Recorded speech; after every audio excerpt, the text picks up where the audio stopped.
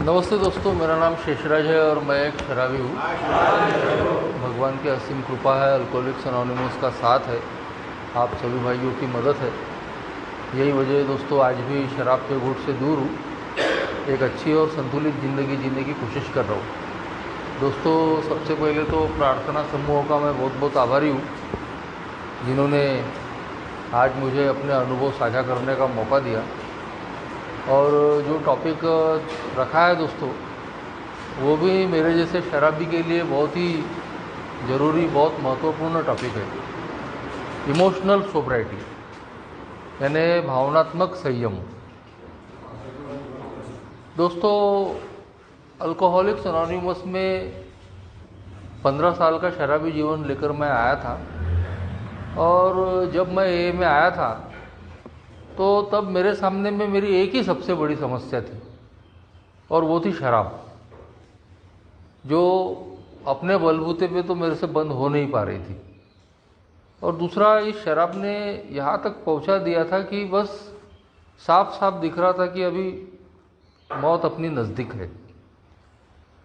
उसके यहाँ आने के पहले 2003 में भी मैं मरते मरते बच चुका था, मगर उसके बावजूद मेरी ज़िंदगी में फिर दोबारा शराब आ गई थी। और आखिरी के दिन दोस्तों बहुत ही ख़राब थे। मैं एक रॉक बॉटम अल्कोहलिक जिसको बोलते हैं, कि पूरा ज़मीन चट के आया हुआ। तो जब मैं ए में आया तब दोस्तों मेरी ज़िंदगी की सबसे बड़ी समस्या अगर कोई थी तो वो थी शराब। बस उसी को बंद करने के लिए मैं ए में आया था। बहुत सारे लोग बोलते थे कि यार तेरा सब बढ़िया है, तू बहुत अच्छा है, तू अगर दारू बंद कर देगा तो तेरा सब बढ़िया हो जाएगा। तो कहीं तो भी एक सोच ये भी दिमाग में थी, हाँ यार बराबर है, अपना ना ये सिर्फ दारू ही गलत है, अगर ये दारू बंद कर दूंगा ना तो सब बढ़िया हो जाएगा। अल्कोहलिक्स अनोनिमस की मीटिंग में आया दोस्तों, और जो चमत्कार सबके साथ में होता है मेरे साथ में भी हुआ। और मैं खुद भी अपनी इच्छा लेके ही आया था कि मैं भी दारू से दूर रहना चाहता था। तो यहाँ आने के बाद में आपके अनुभव से वो फ़ायदा मिला, मुझे एक अपनी पहचान मिली कि मैं एक अल्कोहलिक हूँ। पहली बार पता चला कि दारू पीना कोई बीमारी हो सकती है, अल्कोहलिज्म। इसके पहले मैंने कभी नहीं सुना था, न जाने कितनी पुस्तकें पढ़ा, कितना मेरा मेडिकल ट्रीटमेंट हुआ, लेकिन कहीं भी कहीं से खबर नहीं मिली कि अल्कोहलिज्म नाम की बीमारी होती है। तो यहाँ एक मेरी पहचान मिली कि मैं एक शराबी हूँ, एक ऐसा अल्कोहलिक कि जो कंट्रोल ड्रिंकिंग नहीं कर सकता, जो थोड़ी सी पी के रह नहीं सकता। और आप लोगों के अनुभव से दोस्तों वो आइडेंटिफिकेशन मिला मेरे को। तो मैंने मान लिया कि हाँ, मैं एक शराबी हूँ, मैं थोड़ी सी पी के रह नहीं सकता। और आगे का प्रोग्राम बिल्कुल सिंपल था, 1 डे एट अ टाइम, एक दिन के आधार पर शराब से दूर रहना है। तो निरंतर मीटिंगें आते रहा। शुरू में मैं बिल्कुल निरंतर कंटिन्यू था, पूरी मीटिंग करना, 7 से लेकर 8 मीटिंगें, उस वक्त कम भी थी लेकिन रोज़ाना की मीटिंगें थी। और कैसे मुझे शराब की दूरी मिलते गई पता भी नहीं चला। एक मेरी शराब की दूरी में बहुत अच्छा रोल जो था वो एक सर्विस का भी रोल था। शुरू से ही मैं एक ही सेवा में मैं इन्वॉल्व हो गया था। ओल्ड टाइमर मुझे 12 स्टेपिंग के लिए, कैरिंग द मैसेज के लिए लेके जाना, ये सब शुरू हो गया था।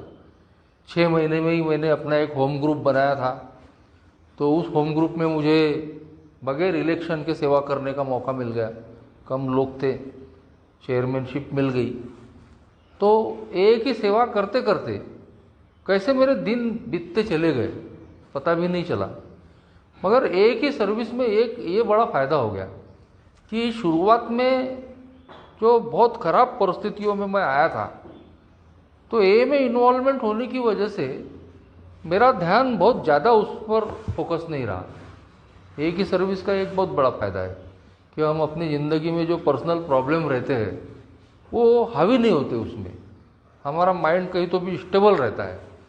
बड़ी ख़राब परिस्थितियों में मैं आया था, मेरी शादी नहीं हुई थी, एक अच्छे व्यवसाय में था, लेकिन वो व्यवसाय पूरा ख़राब हो गया था, मेरा पूरा बेवड़े का स्टैम्प लग गया था, कर्जे में था, घर के हालात बड़े ख़राब थे। और पहले जब मैं ये में आया तो लगता था कि दारू बंद होगी कि नहीं होगी। अब दारू बंद हो गई, लेकिन फिर अब दूसरे विचार आने लग गए कि दारू तो बंद हो गई, लेकिन ये बाकी की चीज़ें ठीक होंगी कि नहीं होंगी। ख़ास तौर पे मेरा जो आर्थिक फ्रंट था वो कई साल तक खराब रहा। ए में आने के बाद में भी, ए में आने के बाद भी, सोबर रहने के बाद में भी कई साल तक आर्थिक परिस्थिति मेरी बड़ी ख़राब रही, क्योंकि वो बूस्ट ही नहीं मिल रहा था। तो मेरा काम धंधा ठीक होगा कि नहीं होगा, कर्जे चुकता होंगे कि नहीं, लोगों ने बॉयकॉट करके रख दिया था, चाहे वो दोस्त हो, पड़ोसी हो, रिश्तेदार हो, मेरा अल्कोहलिज्म की वजह से। तो वो सब ठीक होगा कि नहीं, शादी होगी कि नहीं, ऐसे अनगिनत विचार थे।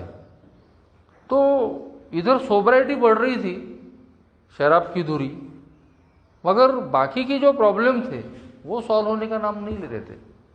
तो कहीं तो भी एक फियर काम करता है, कैसा होगा। बहुत सारे शादी के प्रयत्न मैंने कर लिए, तो वहाँ पे सफलता नहीं मिल रही थी।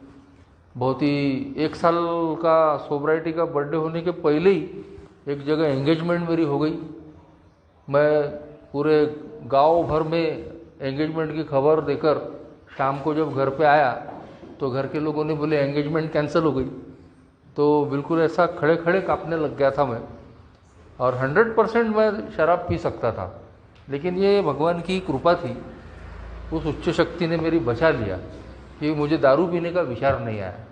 शाम को मैं मीटिंग में गया, एक ओल्ड टाइमर से मैंने चर्चा किया, तो वो ओल्ड टाइमर ने मुझे समझाया, बोले गड़बड़ मत करो, बोले तुम जो चाहते हो तुमको मिलेगा, लेकिन बोले तुम गड़बड़ मत करो, बोले अपनी सोबराइटी पे ध्यान दो। तो ये इनिशियल डेज की बात थी दोस्तों। तो कहीं तो भी ये सब हो रहा था मेरे साथ थे। तो जैसे शराब के बारे में प्रश्न चिन्ह थे, वैसे ही अभी ज़िंदगी के बारे में प्रश्न चिन्ह आ रहे थे कि मैं तो सोच रहा था कि दारू बंद कर दूंगा तो सब बढ़िया हो जाएगा, लेकिन यहाँ पर तो अभी पहला बर्थडे हो गया, दूसरा बर्थडे हो गया, कुछ ठीक होने का नाम ही नहीं ले रहा। ना मेरी शादी जुड़ पा रही, ना मेरा काम धंधा ठीक हो पा रहा, ना कर्जे चुकता हो पा रहे, ना लोगों से संबंध ठीक हो पा रहे। ठीक वैसे ही मेरे अपने स्वभाव गुणों की वजह से मेरे और रिश्ते भी खराब हो रहे थे। जैसा घर में मेरा तौर तरीका, जो बिहेवियर था, उसमें कोई बहुत ज़्यादा बदलाव नहीं आया था। जो जिम्मेदारी की भावना होनी चाहिए घर के कामों के प्रति, घर के लोगों के प्रति, डोमिनेटिंग नेचर था। माँ बाप मेरे बीच में पढ़ते नहीं थे।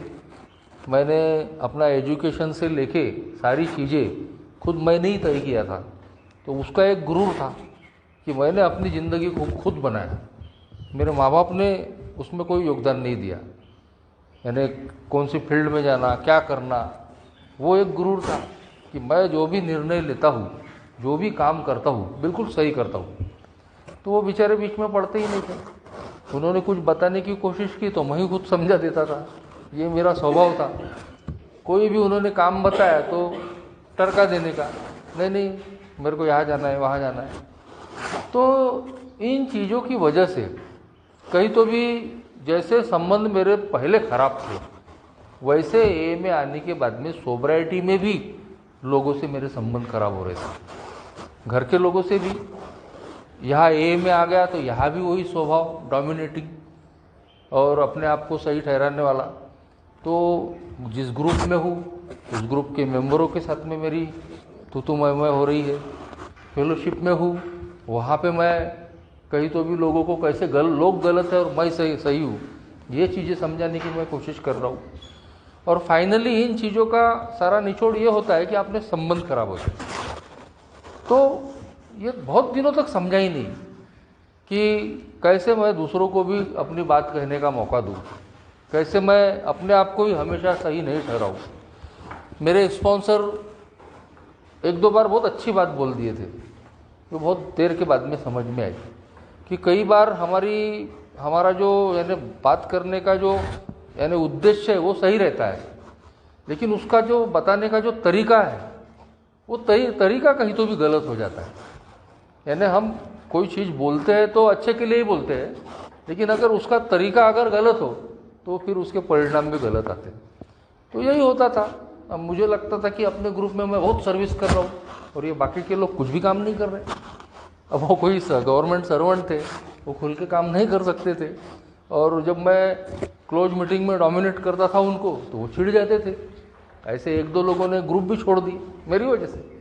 वो बाद में समझ में आया मेरे को कि मैं किसी को फोर्स नहीं कर सकता। लेकिन इन सारी चीज़ों के पीछे क्या वजह थी कि मेरा अपना स्वभाव, डोमिनेटिंग स्वभाव और लोगों की गलतियां निकालने वाला। तो इन चीज़ों की वजह से मैं सोबर हूँ, लेकिन मेरे संबंध खराब हो रहे। मेरे घर के लोग मेरे से परेशान, ए में आ गया हूँ तो ए के लोग मेरे से परेशान। तो अब ऐसी परिस्थितियों में मेरी भावनात्मक स्थिरता कहाँ रहेगी? भावनात्मक स्थिरता यानी अंदर से स्थिर रहना, मेंटली, इमोशनली, तो वो नहीं था, डिस्टर्ब था। कहीं तो भी इधर दारू से दूर हूँ मैं, लेकिन अंदर से समाधान नहीं था, अंदर से स्थिरता नहीं थी। तो ये चीज़ें दोस्तों, इसी बात को समझाने की कोशिश बिल डब्ल्यू, हमारे जो को फाउंडर है, कई साल पहले उन्होंने किया। ग्रेप वाइन में जनवरी 1958 के ग्रेप वाइन में उनका वो लेख है जो उन्होंने किसी अपने दोस्त के लिए लिखा था कि इमोशनल सोब्राइटी नेक्स्ट फ्रंटियर। यानी अभी हम शराब के मामले में संयम हमारे अंदर में आ गया है। आज हम दारू को ना बोल सकते हैं क्योंकि दारू ने जैसी वाट लगाई है हमारी, अब हम फिर दोबारा उसमें नहीं जाना चाहते। मैं तो नहीं जाना चाहता क्योंकि मैंने जो अल्कोहलिज्म झेला हूँ वो आज भी मेरी नज़र के सामने में जैसा का वैसे है। वो गुलामी, वो तड़प, वो तकलीफ आज भी अल्कोहलिज्म की मेरे नज़र के सामने में है। तो मैं तो दोबारा उसमें नहीं जाना चाहता। तो कहीं तो भी जब पता चला कि मैं एक अल्कोहलिक हूँ, मैं कंट्रोल ड्रिंकिंग नहीं कर सकता, पीने की लायकी हो चुका हूँ, तो मैंने ये मान लिया। आज ए में आते आते इतना संयम है मेरे अंदर कि अगर दारू सामने आ रही है तो मैं ना बोल सकता हूँ उसको। किसी ने दारू के मामले में ऑफर किया तो आज मैं बोल सकता हूँ ए की बदौलत, भगवान की बदौलत, कि मैं दारू को ना बोल दूँ। तो दारू के मामले में संयम आ गया, लेकिन क्या बाकी चीज़ों के मामले में मेरे अंदर में संयम आया है? उसी को बोला है इमोशनल सोब्राइटी, भावनात्मक संयम। अगर मेरे अंदर में भावनात्मक संयम नहीं है तो मैं उसी तकलीफ में रहूँगा जिस तकलीफ में अल्कोहलिज्म में मैं था। डॉक्टर विलियम सिल्कवर्थ ने हमारे जैसे बेवड़ों की पहचान बताई है। वो है कि मेरे जैसा जो एक बेवड़ा है वो रेस्टलेस, इरिटेबल, डिस्कंटेंट होता है, अस्थिर होता है, चिड़चिड़ा होता है और नाखुश होता है। और यही चीज़ें उसको दारू की तरफ लेके जाती, क्योंकि उसका गणित पक्का है कि अगर मैं रेस्टलेस हो गया, इरिटेट हो गया, डिस्कंटेंट हो गया, यानी अंदर से अगर मैं अस्थिर हूँ, चिड़चिड़ हूँ, नाखुश हूँ, तो सॉल्यूशन एक ही है, एक पैक पी लो, सब बढ़िया हो जाता है। और होता भी था क्योंकि मेरा पूरा फिजिक ही वैसा बना था। लेकिन अब वो मेरे को मौत के घाट उतार रही थी अल्कोहल, तो मैं अब अल्कोहल नहीं पीना चाहता। तो मुझे कहीं तो भी उसके पर्याय ढूंढने पड़ेंगे। अल्कोहलिक्स एनोनिमस में मैं आ गया, अब मेरी यहाँ शराब बंद हो गई, मगर आज भी अगर मैं रेस्टलेस, इरिटेबल, डिस्कंटेंट हूँ तो फिर मुझे सोचना पड़ता है कि समस्या कहाँ है। दारू तो है नहीं आज, फिर आज मैं रेस्टलेस, इरिटेबल, डिस्कंटेंट क्यों हूँ? क्यों अंदर से अस्थिर हूँ? क्यों अंदर से चिड़चिड़ा हूँ? क्यों नाखुश हूँ? 12 कदम आध्यात्मिक जो उपकरण है मेरे सामने में तो रखे गए हैं, मैं उनका उपयोग कर रहा हूँ क्या? क्योंकि ये जो 12 कदम है यही मेरी इमोशनल ग्रोथ है, इसके लिए ही है। मेरी बीमारी आध्यात्मिक है। बिग बुक में चैप्टर 5 में हम पढ़ते हैं कि हमारी जो बीमारी है वो स्पिरिचुअल मैलेडी है, आध्यात्मिक बीमारी है, और शराब जो है वो सिर्फ एक लक्षण है मेरी बीमारी का। तो शराब से दूर हो गया हूँ मतलब मेरी बीमारी ठीक हो गई, ऐसा नहीं है। अब शराब से मैं दूर हो गया हूँ, लेकिन अब मुझे अपनी आध्यात्मिक बीमारी पे काम करना है। यानी मेरी जो ये भावनात्मक अस्थिरता है उसको कहीं तो भी कम करने के लिए काम करना है। बिल डब्ल्यू खुद उस लेख में लिखते हैं कि इतनी सालों की सोब्राइटी के बाद में वो डिप्रेशन का शिकार हो गए। यानी जिसने अल्कोहलिक्स एनोनिमस का प्रोग्राम बनाया, ए को बढ़ाने में इतनी मदद की, इतना काम किया, मगर वो खुद लिख रहा है कि एक समय ऐसा आया उसकी ज़िंदगी में कि वो खुद डिप्रेशन के फेस में गया। भयंकर डिप्रेशन के इसमें। तो वही अनुभव बिल ने साझा किया है कि सोब्राइटी इज नॉट इनफ। सोब्राइटी यानी शराब की दूरी। शराब की दूरी सिर्फ काफ़ी नहीं है। अगर मैं फिर दोबारा दारू की तरफ में नहीं जाना चाहता और मैं एक अच्छी खुशनुमा ज़िंदगी अगर जीना चाहता हूँ तो मुझे अपनी इमोशनल सोब्राइटी पे यानी भावनात्मक स्थिरता पे काम करना पड़ेगा। उसको सबसे पहले तो स्वीकार करना पड़ेगा। जैसा मैं अल्कोहलिज्म को स्वीकार करता हूँ कि मैं एक ऐसा शराबी बन चुका हूँ कि जो कंट्रोल ड्रिंकिंग नहीं कर सकता, जब मैंने स्वीकार किया तब जाके मैं अल्कोहल से दूर हुआ हूँ। तो वैसे ही मुझे आज ये भी स्वीकार करना पड़ता है कि मैं भावनात्मक रूप से भी बीमार इंसान हूँ। इमोशनली वीक ही नहीं हूँ, भावनात्मक रूप से सिर्फ कमज़ोर नहीं हूँ, मैं भावनात्मक रूप से बीमार इंसान हूँ। मेरी भावनाएं विकृत हो चुकी हैं। मैं अपनी भावनाओं पर नियंत्रण नहीं रख पाता, मैं भावनाओं में बहने वाला इंसान हूँ।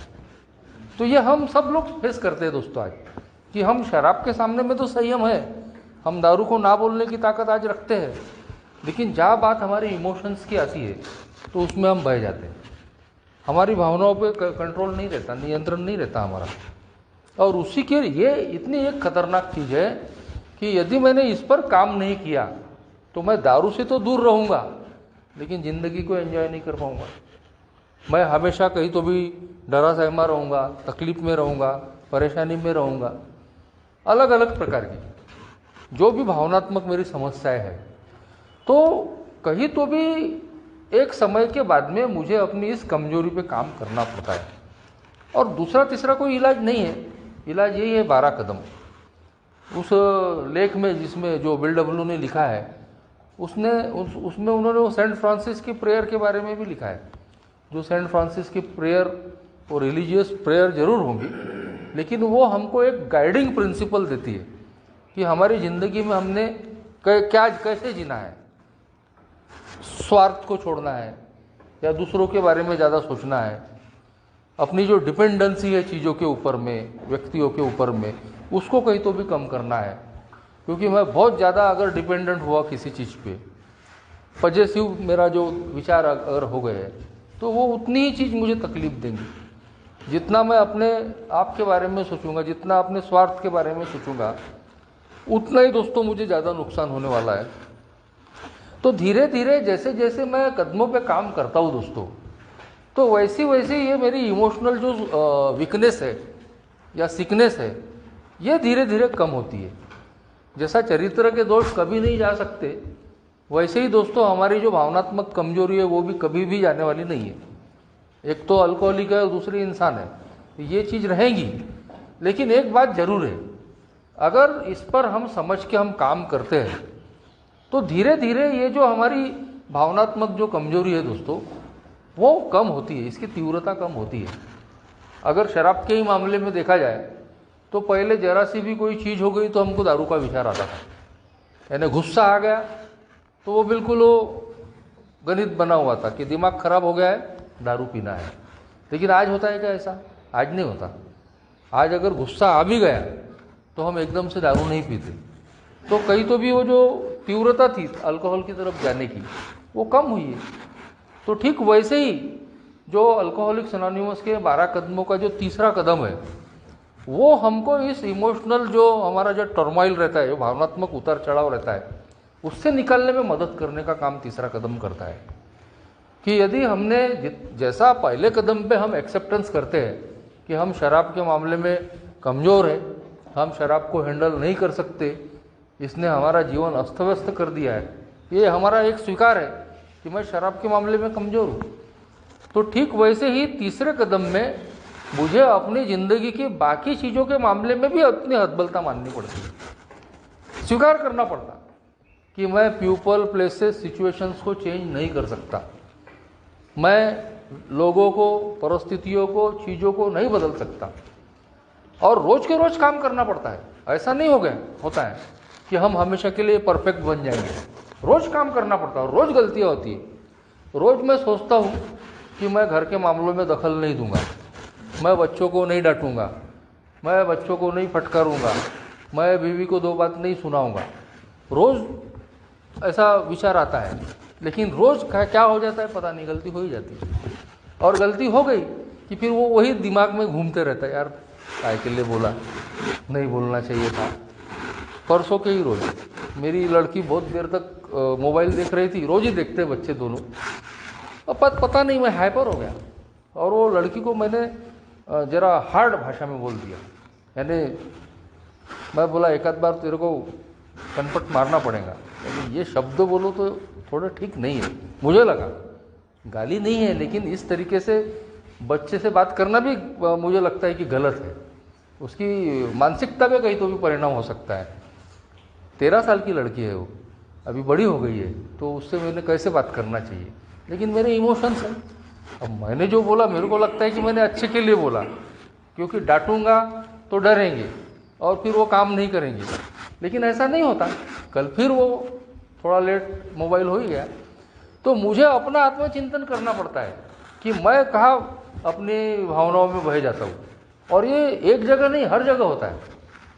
रास्ते से निकल रहे, कोई गाड़ी वाला अगर सामने में आ गया या हमको अपने हिसाब से रास्ता नहीं मिल रहा, पहले तो बहुत गालियाँ निकलती थी मेरे मुँह से, कहीं में निकलती थी और गंदी गालियाँ निकलती थी।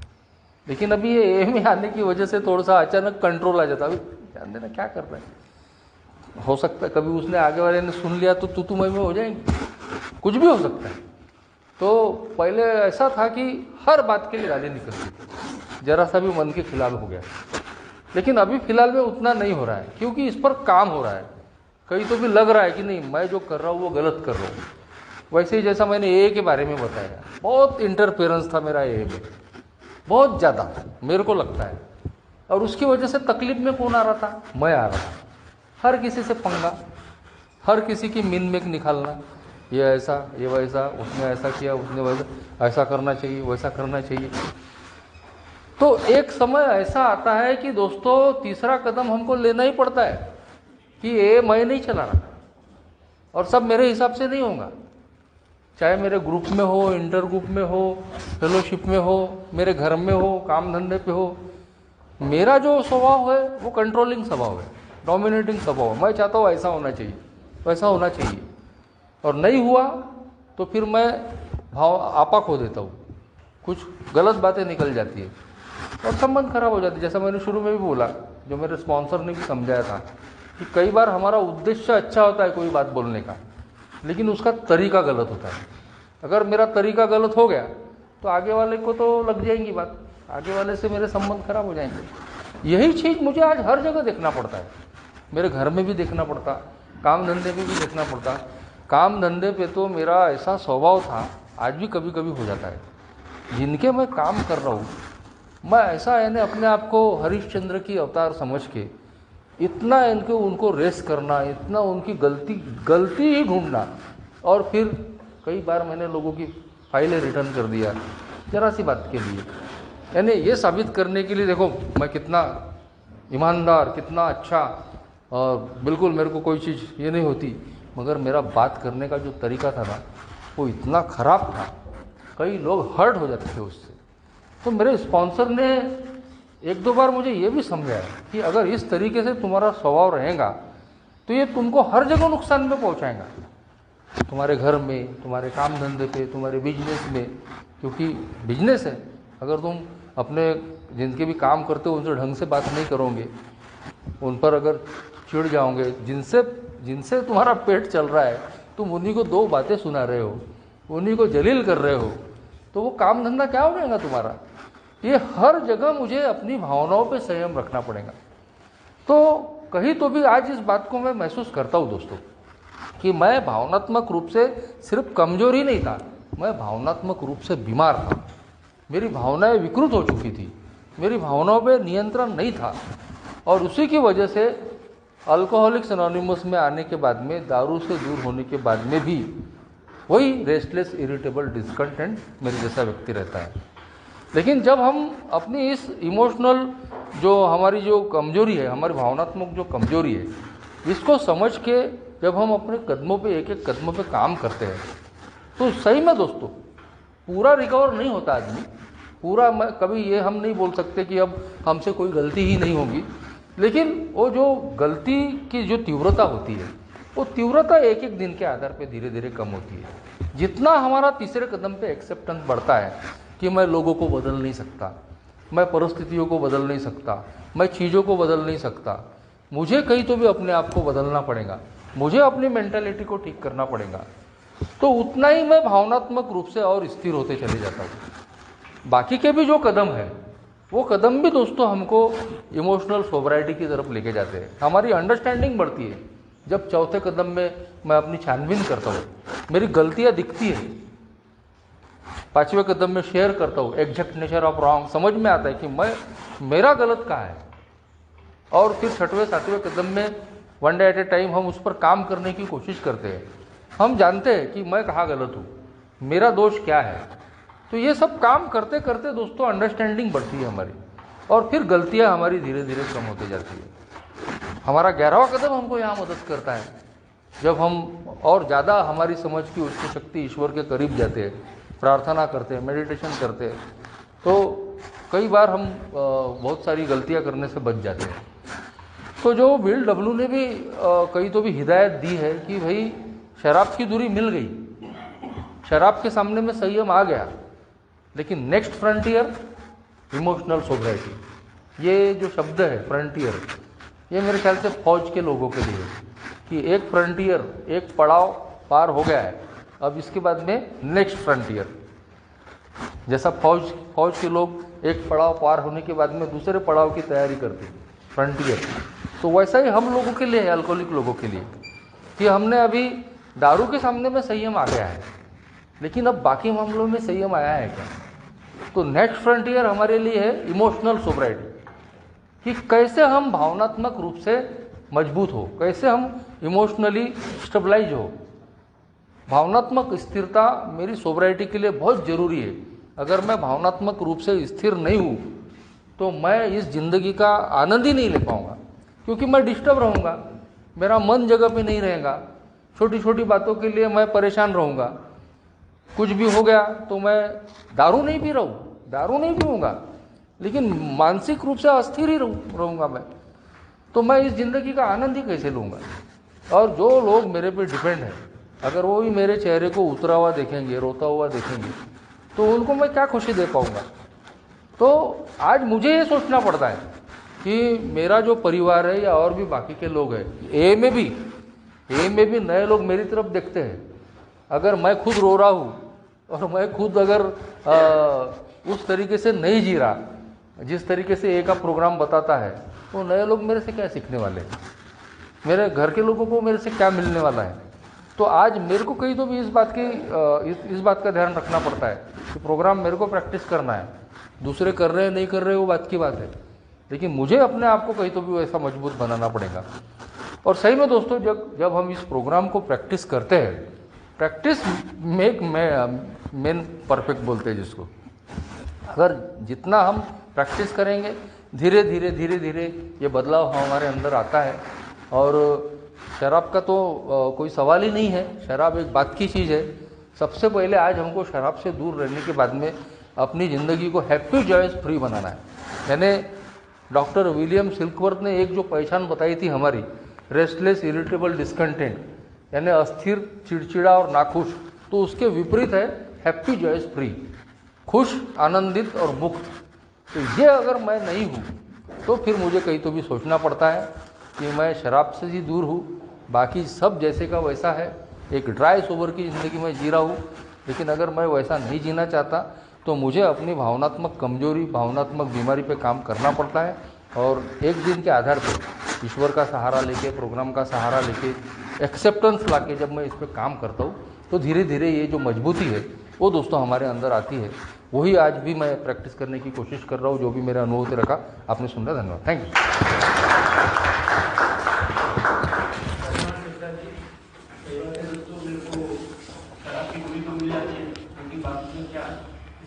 कृपया ध्यान दें। कृपया ध्यान दें।